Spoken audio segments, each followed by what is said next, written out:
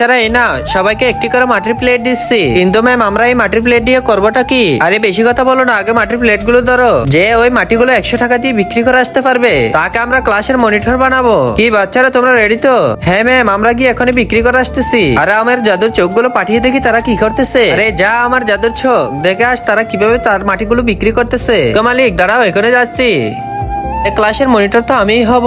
তাড়াতাড়ি মাটিগুলো ফেলে দি, আর আমার কাছে থাকা 100 টাকাটি ম্যামকে দিয়ে দেবো। ম্যাম তো বুঝতে পারবেন আমি টাকাটা কোথা থেকে এনেছি।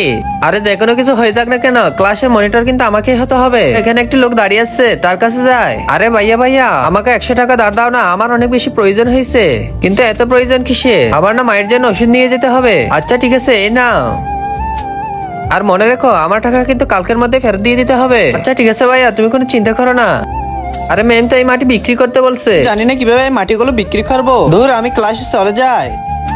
আরে ম্যাম তো এই মাটিগুলো বিক্রি করতে বলছে, কিন্তু এই মাটিগুলো আমি কিভাবে বিক্রি করব সেটা তো আমি কোনোভাবে বুঝতে পারতেছি না। এই তো আমার মাথায় একটি বুদ্ধি এসেছে। এই মাটিগুলো দিয়ে আমি এমন একটা জিনিস বানাবো যেটা দেখলে সবাই অনেক বেশি খুশি হয়ে যাবে। তো তাড়াতাড়ি কাজ শুরু করে দি।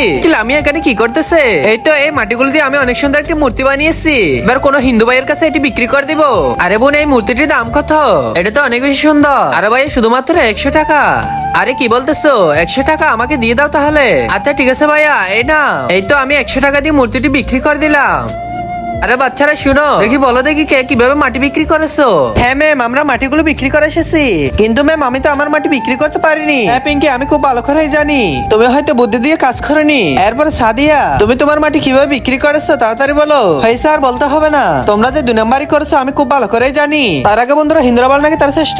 দেখবো কাবাগরের এইসবের জন্য কয়েকজন লাইক সাবস্ক্রাইব করে। তুমি যদি মুসলিম হয়ে লাইক সাবস্ক্রাইব না করো তাহলে হিন্দুরা জিতে যাবে। তাই লাইক সাবস্ক্রাইব করে কমেন্টে তোমার সুন্দর নামটি লিখে যাও, ইনশাআল্লাহ মুসলিমরা জিতে যাবে। ম্যাম আমার মাটিগুলো আমি মূর্তি বানিয়ে বিক্রি করেছি। আরে ভালো, তুমি তো অনেক ভালো কাজ করেছো। তুমি তো আজকের প্রতিযোগিতায় ফার্স্ট হয়ে গেছো, এজন্য আজকে থেকে আমাদের ক্লাসের মনিটর তুমি।